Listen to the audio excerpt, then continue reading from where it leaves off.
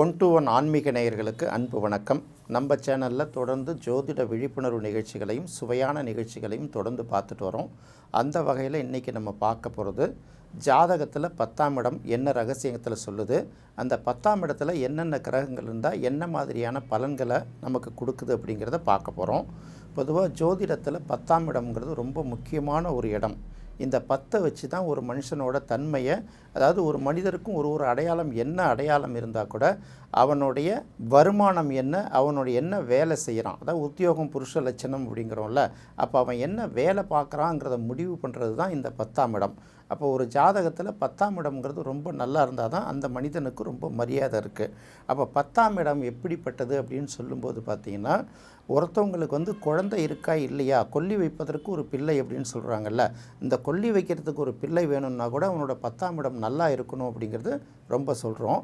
அதுக்கப்புறம் பார்த்திங்கன்னா இந்த 10ஆம் இடம்ங்கிறது கர்மஸ்தானம். கர்மஸ்தானம் அப்படின்னு பார்த்திங்கன்னா கர்ம யோகமும் இருக்குது, கர்ம தோஷமும் இருக்குது.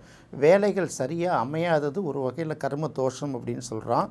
இன்னும் சில பேர் பார்த்திங்கன்னா நாம் எவ்வளவு தான் முயற்சி பண்ணி திட்டம் போட்டாலும் நம்மளுடைய திறமையும் நம்மளுடைய அறிவும் நம்மளுடைய உழைப்பும் நம்மை தவிர மற்றவர்களுக்கு பயன்படுதில்லை, இது ஒரு வகையில் கர்மதோஷம் அப்படின்னு சொல்லலாம். கர்ம யோகம் அப்படின்னு பார்க்கும்போது, அதாவது எந்தவித பிரதிபலனும் இல்லாமல் ஒரு சன்னியாசி, நான் சொல்கிறது உண்மையான சன்னியாசி, வேஷம் போட்டிருக்கிற காவி கட்டிருக்கிற சன்னியாசின்னு சொல்லலை. உண்மையான சன்னியாசிங்கிறவன் தனக்காக சிந்திக்காமல், குடும்பம் இல்லாமல், அடுத்த வேளை சாப்பாட்டுக்கு என்னன்னு பார்க்காம இந்த உலகத்துக்காக உலக மக்களுக்காக வாழுறாங்கல்ல, நான் சொல்கிறது ராமகிருஷ்ண பரமஹம்சர், விவேகானந்தர் மாதிரி சன்னியாசிகள் இருக்காங்கல்ல, இவங்களுக்கும் பார்த்திங்கன்னா இந்த 10ஆம் இடம் தான் ரொம்ப முக்கியமான விஷயம். அப்போ அந்த 10ஆம் இடம் அப்படின்னு பார்க்கும்போது கர்மஸ்தானம்னு சொல்கிறோம் இல்லையா, கர்மம்ங்கிறது நம்மளோட தொழிலை குறிக்கிறதும் கர்மம், நாம் முன்னோர்களுக்கு செய்ய வேண்டிய கடமைகளை செய்கிறதும் அதுவும் ஒரு வகையில் கர்மம் தான்.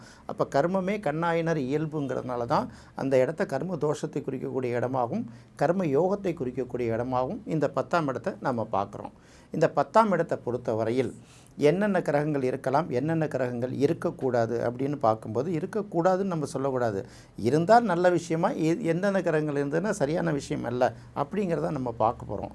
அப்படி பார்க்கும்போது 10ஆம் இடத்தை பொறுத்தவரையில் ஒரு பாவக்கிரகம் இருக்கணும். பாவக்கிரகம்னா என்ன அப்படின்னு பார்த்தீங்கன்னா, சுபாவத்தால் பாவக்கிரகம் சூரியன், செவ்வாய், சனி, ராகு, கேது, இது போன்ற கிரகங்கள் 10ஆம் இடத்துல இருந்ததுன்னா ரொம்ப சிறப்பு. எப்படி இருந்தாலும் அவங்க கண்டிப்பாக வாழ்க்கையில் ஜெயிச்சு மேலே வந்துடுவாங்க. எவ்வளவு தான் கஷ்டமான இடங்களில் இருந்தால் கூட தங்களோட சுயமரியாதை இழந்துடாமல் அவங்க அந்த ஸ்டேட்டஸை மெயின்டைன் பண்ணிப்பாங்க. உழைக்கிறதுக்கு எந்த காலத்துலேயும் தயங்க மாட்டாங்க. எந்த நேரம் இருந்தாலும் உழைப்புக்கு எப்போதுமே முன்னுரிமை கொடுப்பாங்கள்ல. இவங்க எல்லாம் பார்த்திங்கன்னா 10ஆம் இடங்கள் பாவக்கிரகங்களால் ஆக்கிரமிக்கப்பட்டவர்கள். கண்டிப்பாக ஒரு கிரகம் தான் இருக்கணும், 2-3 கிரகம் தான் அந்த பலன் கிடைக்காது. அதே போல் பார்த்திங்கன்னா 10ஆம் இடத்துல சுபக்கிரகம் இருக்கிறது அவ்வளவு சிறப்பானது கிடையாது, அது நல்ல விஷயமும் கிடையாதுங்கிறத புரிஞ்சுக்கணும். பொதுவாகவே 10ஆம் இடம்ங்கிறது ஒரு கேந்திரம் இல்லையா, லக்கணம் 4, 7, 10, இந்த கேந்திரங்களில் சுபக்கிரகம் இருக்கிறதே சிறப்பு இல்லை. நம்ம பல நிகழ்ச்சியில் சொல்லிக்கிட்டே வர விஷயந்தான். ஆனால் 10ஆம் இடம்னு வரும்போது இதை சொல்லாமல் போக முடியாதுங்கிறதுனால 10ஆம் இடத்துல ஒரு பாவி இருக்கணும் அல்லது ஒரு பாம்பு இருக்கணும் அப்படின்னு சொல்கிறாங்க. 10ஆம் இடத்துல ஒரு பாவிங்கிறது இந்த இடத்துல என்ன குறிக்குது, பாவக்கிரகங்கள் கொடுக்குது. பாம்புன்னா ராகு அல்லது கேது இருக்கணும். இது எப்படி இருந்தாலும் 10ஆம் இடம் நல்லது தான். அதன் பிறகு அந்த கிரகங்கள் இருக்குல்ல, சூரியனோ செவ்வாயோ சனியோ, அது சனின்னு கூட எடுக்க முடியாது. இந்த இடத்துல நீச்சமாக இருக்கா, வலிமையாக இருக்கா, இல்லை வேறு ஏதாவது பாவக்கிரகங்களோட பார்வை பெற்றிருக்கா, அதுக்கு பகை கிரகங்களோட பார்வை பெற்றிருக்கா, இதையெல்லாம் பார்த்து தான் நம்ம முடிவு பண்ணோம். அப்போ ஒரு ஜாதகத்தில் 10ஆம் இடம்ங்கிறது ஒரு மனிதனோட தன்மையை, அவனுடைய ஸ்டேட்டஸை, அவனுடைய கௌரவத்தை, அவனுடைய லட்சணத்தை முடிவு பண்ணுறதுல 10ஆம் இடத்துக்கு முக்கிய பங்கு இருக்குது. இந்த 10ஆம் இடத்துல பாவக்கிரகங்கள் இருக்கிறது நல்லதுன்னு சொல்லிட்டோம், சுபக்கிரகங்கள் இருக்கிறது அவ்வளோ சிறப்பு இல்லைன்னு சொல்லிட்டோம். அதே போல் ஒரு கிரகம் இருக்கிறது தான் நல்லது. சில நேரங்களில் கிரகங்கமே இல்லாமல் இருக்கிறது கூட ரொம்ப நல்லது தான். ஏன்னா அந்த இடத்துக்குரிய கிரகம் எந்த இடத்துல இருக்குது அப்படிங்கிறத பார்த்து அதை முடிவு பண்ணிக்கலாம். அடுத்தது 10ஆம் இடத்துல பார்த்திங்கன்னா ஒன்றுக்கு மேற்பட்ட கிரகங்கள் இருக்கிறது எந்த வகையிலுமே சிறப்பு கிடையாது. இதை நம்ம பல இடங்களில் சொல்லியிருந்தாலும் இன்னொரு தடவை ரிப்பீட் பண்ணுறோம். கரெக்டாக பார்த்திங்கன்னா புலிப்பாணி அந்த பாடல்களில் சொல்லியிருப்பாங்க, கேளப்பா ஈரைந்தில் முக்கோள் நிற்க கெதியுள்ள சன்னியாசி யோகம் யோகம் அப்படின்னு சொல்லுவாங்க. அப்போ 10ஆம் இடத்துல 3 கிரகம், அது சுபகிரகமோ பாவகிரகமோ, ஒன்றுக்கும் மேற்பட்ட கிரகங்கள், 2க்கும் மேற்பட்ட கிரகங்கள், 3 கிரகங்கள் இருந்ததுன்னா அது வந்து சன்னியாசி யோகத்தை குறிக்கக்கூடியது அப்படின்னு ஜென்ரலாக சொல்லிடுறாங்க. இது 10ஆம் இடத்துக்கு மட்டுமல்ல, எந்த இடத்துலையுமே 3 கிரகங்கள் இருக்கிறதெல்லாம் அவ்வளோ சிறப்பு இல்லைங்கிறதுனால இது ரொம்ப மெயினாக பார்க்கணும். இது திருமணத்தை சில நேரங்களில் பாதிக்கும், வேலை வாய்ப்புகளை பாதிக்கும். இது எல்லாத்தையும் பார்த்து தான் முடிவு பண்ணணும். அந்த 3 கிரகங்களுக்கு ஏதாவது சுப கிரகங்களோட சேர்க்கை இருந்ததுன்னா ஓரளவு அதிலேருந்து விடுபடலாம். என்ன இருந்தாலும் கர்மஸ்தானத்தில் 3 கிரகங்கள் இருக்கிறது அவ்வளோ சிறப்பு இல்லை. சரி, 2 கிரகங்கள் இருந்தால் என்ன பண்ணும் அப்படின்னு சொல்லும்போது, கேளப்பா ஈரைந்தில் முக்கோள் நிற்க கெதியுள்ள சந்நியாசி யோகம் யோகம், ஆளப்பா அத்தலத்தில் இருகோள் நிற்க அப்பனே தவசியடா யோகி ஞானிங்கிறான். அது சாமியாருக்கும் கிட்டத்தட்ட ஒரு 2-3 ஸ்டேஜ் தான். அவனும் யோகி போலவும் ஞானி போலவும் தான் இருப்பாங்க அப்படின்னு சொல்கிறாங்க. இப்போ யோகிங்கிற பேரும் ஞானிங்கிற பேரும் வந்து சாதாரணமாக அவங்கவுங்க விருப்பத்துக்கு ஏற்றுக்கிற மாதிரி வைக்கிற மாதிரி ஆகிப்போச்சு. இப்போ என்ன ஆசான்னு எனக்கு பேர் வச்சுட்டதுனால நான் ஆசிரியர் தன்மையோடு இருக்க மாட்டான். நான் நடந்துக்கிற செயலை பார்த்து எனக்கு ஆசான்னு சொன்னால் தானே நல்லாயிருக்கும். அதனால் ஞானி யோகிங்கிறவங்கெல்லாம் பார்த்திங்கன்னா அந்த மாதிரி தனக்கான வாழாதவர்களை மட்டும்தான் அந்த ஞானி யோகின்னு சொல்கிறாங்க. அப்போ என்ன சொல்கிறான், கூலப்பா கோல் ஒன்றும் குணமாய் நிற்கில் அப்படிங்கிறான். அப்போ கூலப்பா கோல் ஒன்றும் குணமாய் நிற்கில்னா ஒரு கோல் நிற்கிறது பெருசு இல்லை, அது வந்து வேறு எதுக்காவது குணமாய் நிற்கணும் அப்படிங்கிறான். அப்போ சுபக்கிரகங்களோட பார்வை பெற்று நிற்கலாம். அப்போ சுபக்கோள்களே அங்கே நிற்கக்கூடாதுல்ல. அதனால தான் சொல்கிறான் 10ஆம் இடத்துல நிற்கக்கூடிய ஒரு கோள் குணமாய் நிற்கில், அதுக்கு தகுந்த அந்த இலக்கணத்தோடு சரியாக நின்றுச்சுன்னா அது வந்து பார்த்திங்கன்னா அவன் வந்து ஒரு நல்ல விஷயங்களை செய்வான். அதாவது எப்படின்னா, ஒரு தர்பாரில் உட்காந்துருக்கிற அரசனுக்கு சமம், ரிஷிகளோட வீற்றிருப்பானுங்கிறான். அப்போ ரிஷிகளுக்கு எங்கே இடத்துல இருக்கும், அப்போ ரிஷி மண்டலம்னு சொல்கிறோம்ல, அந்த மாதிரி ஒரு இடத்துல அவன் தனித்தன்மையோடு அவனோட இருக்கிற ஏரியாவிலையோ இல்லை அவன் சார்ந்த துறையிலையோ தனித்தன்மையோடு சிறந்து விளங்குவான் அப்படிங்கிறத சொல்கிறது தான் இந்த 10ஆம் இடம். 10ஆம் இடத்துல இருக்கக்கூடிய கிரகம் இப்போ நம்ம ஒரு கிரகமாக தான் பார்த்துட்டு போகிறோம். 10ஆம் இடத்துல சூரியன் இருந்தால் திக்பலம் அப்படின்னு சொல்லுவாங்க. பொதுவாக என்ன லக்கணமாக இருந்தாலும் 10ஆம் இடத்துல சூரியன் இருந்தால் அவங்க வாழ்க்கையில் கண்டிப்பாக வெற்றி பெற்றுடுவாங்க. அதாவது சொல்லுவாங்கள்ல, சாதிக்காமல் சாக மாட்டாங்க, அவங்க வந்து போராடியாவது ஜெயிச்சிடுவாங்கங்கிறதுக்கு இந்த 10ஆம் இடத்து சூரியன் வந்து ஒரு நல்ல சிறப்பு. இந்த சூரியன் வந்து ஆட்சி பெற்றிருக்கா, உச்சம் பெற்றிருக்கா, நீச்சம் பெற்றிருக்கா, பகை பெற்றிருக்கா அப்படிங்கிறதெல்லாம் அது அடுத்த கட்டம். இருந்தாலும் அவங்க வந்து தோல்வி அடைஞ்சால் கூட பார்த்திங்கன்னா தொடர்ந்து அதுக்கான முயற்சியில் ஈடுபட்டு ஏதாவது ஒரு காலகட்டத்தில் வெற்றி பெற்றுடுவாங்க. ஆனால் அந்த 10ஆம் இடத்துல சூரியன் உள்ளவர்களுக்கு வந்து அந்த கணவன் மனைவிக்கு கூப்பிட்ட இணக்கமான வாழ்க்கை மட்டும் கொஞ்சம் குறைவாக இருக்குது. இது வந்து ஜோதிட நூல்கள் இல்லாட்டி கூட நிறைய பேருக்கு பார்க்கும்போது இந்த 10ஆம் இடத்து சூரியன் உள்ளவங்க மனைவியோட அனுசரித்து போகிறது ரொம்ப சிறப்பாக இருக்கும். இன்னும் சொல்லப்போனால் அவங்க சொல்கிறத கேட்டுக்கலாம். வெளியில் வந்து அவங்க வந்து பெரிய டைகர், புலி அதெல்லாம் எந்த சந்தேகமும் இல்லை. வீட்டுக்கு போகும்போது அது வந்து அவங்களோட வீட்டோட உரிமைகள், நிர்வாக உரிமைகள்லாம் பொதுவாக மனைவி கிட்ட விட்டு கொடுத்தாங்கன்னா இவங்க வாழ்க்கையில் இன்னும் பெரிய அளவுக்கு வெற்றி பெறலாங்கிறத மட்டும் தெரிஞ்சுக்கணும். அவங்களோடையும் போய் அந்த அதிகார தோரணையை காட்டாமல் இருக்கிறது நல்லது. இது ஒன்று தான் அவங்க தெரிஞ்சுக்க வேண்டியது. அடுத்தது 10ஆம் இடத்தில் சந்திரன் இருந்தால், பொதுவாக சந்திரன் வந்து சுபக்கிரகமாக இருந்தால் கூட 10ஆம் இடத்துல வந்து பெரிய அளவுக்கு நெகட்டிவான தன்மை அது கொடுக்கறதில்ல. ஏன் அப்படின்னு கேட்டிங்கன்னா, இந்த 10ஆம் இடத்துல சந்திரன் இருக்கிறவங்க பல பேருக்கு வந்து ஆசிரியர் சம்மந்தப்பட்ட தொழில்களில் இருக்காங்க. ஏன்னா அவங்க படிச்சுக்கிட்டே இருப்பாங்க. அந்த படித்ததை வந்து அடுத்தவங்களுக்கு சொல்லக்கூடிய சூழ்நிலை இருக்கிறதுனால கூடுமான வரையில் பார்த்திங்கன்னா ஆசிரியர் சம்மந்தப்பட்ட தொழில்கள் வந்து அவங்களுக்கு பெரிய அளவுக்கு கை கொடுக்குது. அந்த தொழிலையும் நிறைய பேர் இருக்காங்க. ஒருவேளை ஆசிரியராக இல்லாத பட்சத்தில் பார்த்திங்கன்னா கல்வியோட சம்மந்தப்பட்ட துறைகள், பள்ளிக்கூடத்துக்கு பக்கத்தில் வீடு, இந்த மாதிரி விஷயங்கள்லாம் அவங்களுக்கு நிறையா இருக்குது. கூடுமான வரைக்கும் 10ஆம் இடத்துல சந்திரன் இருக்கிறவங்க ஆசிரியர், டுட்டோரியல் காலேஜ் இல்லை வந்து மற்றவங்களுக்கு வந்து பயிற்சி கொடுக்குறவங்க, இந்த மாதிரி விஷயங்களாக இருக்கிறாங்க. அதுதான் அவங்களுக்கு வெற்றியையும் கொடுக்குதுங்கிறத நம்ம பார்க்க வேண்டியதாக இருக்குது. அடுத்தது 10ஆம் இடத்தில் செவ்வாய் இருந்தால், 10ஆம் இடத்துல செவ்வாய் இருந்தால் அதுக்கு பேர் திக்பலம் அப்படின்னு பேர். திக்பலம்னா என்ன, அவங்க எந்த திசையை நோக்கி சிந்திக்கிறாங்களோ அந்த திசையில் வந்து அவங்க வெற்றி பெற்றுடுவாங்க.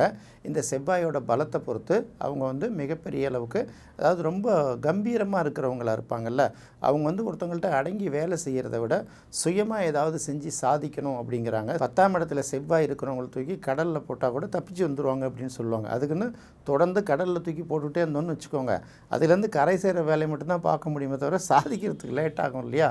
பொதுவாக 10ஆம் இடத்துல செவ்வாய் இருக்கிறது நல்ல அமைப்பு. ஏதாவது ஒரு கட்டத்தில் அவங்க முன்னுக்கு வந்துடுவாங்க, ஜெயிச்சிடுவாங்க, இன்னும் சொல்லப்போனால் சாதிச்சிடுவாங்க அப்படின்னே சொல்லலாம். அதனால் கவலைப்பட வேண்டிய அவசியம் இல்லை. 10ஆம் இடத்துல செவ்வாய் இருக்கிறது ரொம்ப சிறப்பு. 10ஆம் இடத்துல புதன் இருக்கிறது அதுவும் ஒரு வகையில் சிறப்பு தான். 2 விதமான தொழில் 2 விதமான வருமானம்பாங்க. ஆனால் பொதுவாக புதனுக்கு 10ஆம் இடம் அவ்வளோ சிறப்பு அல்ல.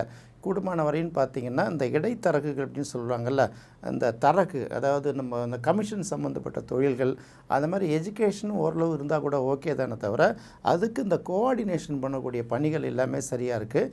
இந்த 10ஆம் இடம் உபயஸ்தானங்களாக இருக்கிற பட்சத்தில் இது புதனுக்கு நல்ல பலனை கொடுக்கறது இல்லைங்கிறதுனால, புதன் சம்மந்தப்பட்டவர்கள் மற்ற லக்னங்களுக்கு 10ஆம் இடத்துல இருந்ததுன்னா ஆடிட்டர், வழக்கறிஞர், அப்புறம் இந்த அக்கௌண்டன்ட், இந்த மாதிரி விஷயங்கள் அவங்களுக்கு ரொம்ப பலனுள்ள வகையில் இருக்குது. அதே போல் நல்ல சிறப்பான ஜோதிடர்களும் கூட. உபய லக்கணங்களுக்கு மட்டும்தான் அது செட் ஆகாது. மற்ற லக்கணங்களுக்கு 10ஆம் இடங்களில் புதன் இருக்கிறவங்க அற்புதமான ஜோதிடர்களாக இருக்கிறதுக்கும் அதிகமான வாய்ப்பு இருக்குது. அதே போல் கலைகள்லாம் தேர்ச்சி பெற்றவர்களாக இருப்பாங்க. இப்படி தான் நம்ம பார்க்க வேண்டியிருக்கு. அடுத்து 10ஆம் இடத்தில் குரு இருந்தால், அது உச்சமாக இருந்தாலும் சரி, ஆட்சியாக இருந்தாலும் சரி, 10ஆம் இடத்துல குரு இருக்கிறது அவ்வளோ சிறப்பு இல்லை.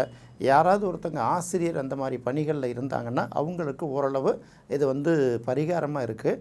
அதே போல் வங்கி, நிதி நிறுவனங்கள் சம்மந்தப்பட்ட பணிகள் செய்கிறவர்களுக்கும் நல்லா இருக்குது. பொதுவாக என்ன சொல்லுவாங்க, 10ஆம் இடத்துல குரு இருந்தால் சிவனே பிச்சை எடுத்தான். அப்போ பிரம்மனோட மண்டை ஓட்டை கையில் வச்சுக்கிட்டு பிச்சை எடுத்தே போனால் எத்தனை பேர் சாப்பாடு போட்டால் கூட வயிறு நிரம்பாமல் இருந்தது. கடைசியாக காசிக்கு போய் அன்னபூரணியோட கையால் சாப்பாடு வாங்கின பிறகு தான் அந்த பசி தீர்ந்துச்சு, சாபமும் போச்சுங்கிறாங்கல்ல.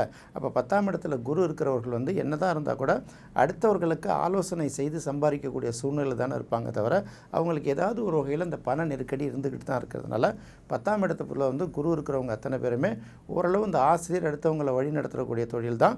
இது மிகப்பெரிய சிறப்பு இல்லை. அதே போல் பார்த்திங்கன்னா உபய லக்கணங்களுக்கு 10ஆம் இடத்தில் குரு அமைந்திருப்பதும் அவ்வளோ பெரிய சிறப்பான பலனை தராது. இது புதனுக்கும் பொருந்தும், குருவுக்கும் பொருந்தும். அடுத்தது 10ஆம் இடத்தில் சுக்கிரன் இருந்தால், பொதுவாக 10ஆம் இடங்களில் சுபக்கிரகங்கள் இருக்கக்கூடாதுன்னு சொல்லியிருக்கோம். ஒரு சில இடங்களில் 10ஆம் இடம் சுக்கிரன் நல்ல பலனை கொடுத்தா கூட திருமணம் அந்த மாதிரி மற்ற சில விஷயங்களில் சில கோளாறுகளையும் அதில் பாதிப்புகளையும் ஏற்படுத்துறதுனால பொதுவாக குரு அளவுக்கு புதன் அளவுக்கு பெரிய பாதிப்பை ஏற்படுத்தாட்டி கூட பொதுவாக 10ஆம் இடத்துல சுக்கிரன் இருக்கிறது அவ்வளோ சிறப்பு இல்லை. எல்லா விஷயங்களும் அவங்க சக்ஸஸாக இருப்பாங்க. வேலை பார்க்கக்கூடிய இடங்கள்லாம் சொகுசான விஷயங்கள் இருக்கும். நல்ல லக்ஸரி லைஃப் எல்லாத்தையும் அனுபவிப்பாங்க தவிர, இந்த திருமணம் அந்த மாதிரி சில விஷயங்கள் வரும்போது சின்ன சின்ன பாதிப்புகளும் அவங்களுக்கு ஏற்பட தான் செய்யுது. அதனால் 10ஆம் இடத்து சுக்கிரனுங்கிறதுக்கு ஓரளவுக்கு தான் பவர். அது பெரிய அளவுக்கு சுபமான பலன்களை கொடுக்கறது இல்லை. அதுக்குன்னு ரொம்ப பாவ பலன்கள் எடுத்துக்க வேணாம். புதனையும் குருவையும் ஒப்பிடும்போது சுக்கிரன் பரவாயில்லை. இருந்தாலும் அது செவ்வாய் அளவுக்கு, சூரியன் அளவுக்கு நல்ல பலன்களை கொடுக்காது அப்படிங்கிறத எடுத்துக்கணும். அடுத்தது 10ஆம் இடத்தில் சனி இருந்தால், 10ஆம் இடத்துல சனி இருக்கிறது எப்படின்னா நல்ல விஷயந்தான். அவங்க கடைசி வரைக்கும் உழைச்சிக்கிட்டே இருப்பாங்க. என்ன தான் வசதி வாய்ப்புகள் வந்தால் கூட ரெஸ்ட் எடுங்கன்னு சொன்னால் ரெஸ்ட் எடுக்க மாட்டாங்க இல்லையா.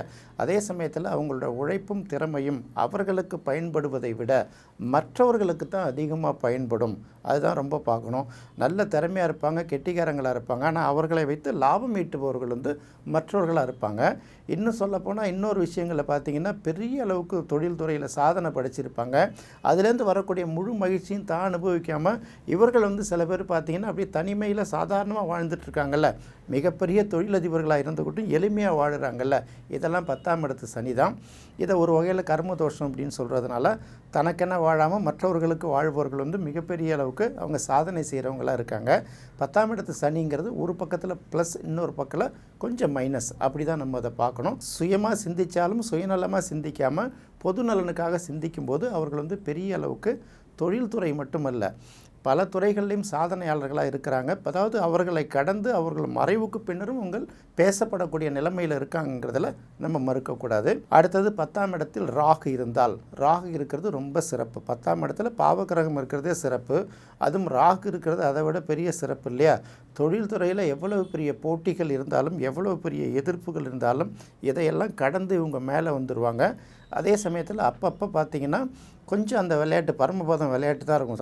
கடன்னு மேலே ஏறுவாங்க, கொஞ்சம் இறங்குவாங்க. இருந்தாலும் தொழில்துறையை விட்டு அவங்க பெரிய அளவுக்கு வெளியில் வர மாட்டாங்க. வேலை அந்த மாதிரி பெரிய பாதிப்புகளெல்லாம் அவங்களுக்கு இருக்காதுங்கிறதுனால 10ஆம் இடத்துல ராகு இருக்கிறது ரொம்ப சிறப்பு தான். அடுத்தது 10ஆம் இடத்தில் கேது. 10ஆம் இடத்தில் கேது இருப்பதும் சிறப்பு தான். நம்ம ஏற்கனவே சொல்லியிருக்கோம் 3, 6, 10, 11 கேது இருக்கிறது நல்ல விஷயந்தான். இவங்க எப்படி பார்த்தீங்கன்னா தொழில் ரீதியாக பார்த்தீங்கன்னா இவங்களே இவங்களுக்கான பல பாடங்களை கற்றுப்பாங்க. ஒரு தொழில் நெருக்கடி வரும்போது அதுலேருந்து சில விஷயங்களை கற்றுக்கிட்டு அடுத்தவர்கள் அந்த மாதிரி நெருக்கடி வராமல் பாதுகாக்கிறது முடிய சரியான அட்வைஸை கொடுத்துருவாங்க. இந்த இடத்துல கேது ரொம்ப பர்ஃபெக்டாக வேலை பார்க்கும். இந்த தொழில் துறையில் புது புது ஸ்ட்ராட்டஜிகளை க்ரியேட் பண்ணுறது, புது புது டெக்னாலஜிகளை இன்ட்ரடியூஸ் பண்ணுறது, புது புது கண்டுபிடிப்புகள்லாம் சொல்கிறாங்கல்ல, இதையெல்லாம் முழுமையாக பயன்படுத்திக்கிறது இந்த கேது தான். அதனால் 10ஆம் இடத்தை பொறுத்த வரைக்கும் கேது ராகு ரெண்டுமே நல்ல பலன்களை கொடுக்குங்கிறதுனால அது நல்ல விஷயந்தான். சுருக்கமாக சொல்லப்போனால் 10ஆம் இடத்துல சுபக்கிரகங்களை விட பாவக்கிரகங்களுக்கு வலிமை அதிகம். ஒன்றுக்கு மேற்பட்ட கிரகங்கள் கண்டிப்பாக இருக்கவே கூடாது. ஒரு கிரகம் இருக்கிறது தான் சிறப்பு. அதுவும் பாவக்கிரகமோ பாம்போ இருக்கிறது சிறப்பு. கூட்டு கிரகங்கள் 2க்கு மேற்பட்ட கிரகம் 3க்கு மேற்பட்ட கிரகங்கள்லாம் இருந்ததுன்னா அது சன்னியாசி யோகத்தை கொடுத்துருது. இதையெல்லாம் வச்சு தான் இந்த 10ஆம் இடம் என்ன மாதிரியான பலன்களை கொடுக்குங்கிறத நாம் தீர்மானிக்கணும். இன்னும் பார்த்திங்கன்னா ஸ்தான பலம், அது பார்வை, சேர்க்கை இதெல்லாம் நிறைய இருக்குது. கோச்சார ரீதியாக சில மாற்றங்கள்லாம் வரவேண்டி இருக்குது. இருந்தாலும் பார்த்தீங்கன்னா 10ஆம் இடத்துல என்ன கிரகங்கள் இருந்தால் என்ன பலனை கொடுக்குங்கிறத பார்த்தோம். என்ன நேயர்களே, இந்த நிகழ்ச்சி உங்களுக்கு ரொம்ப பிடிச்சிருக்குன்னு நினைக்கிறேன். மீண்டும் மற்றொரு சுவையான நிகழ்ச்சியில் சந்திக்கலாம். நன்றி, வணக்கம்.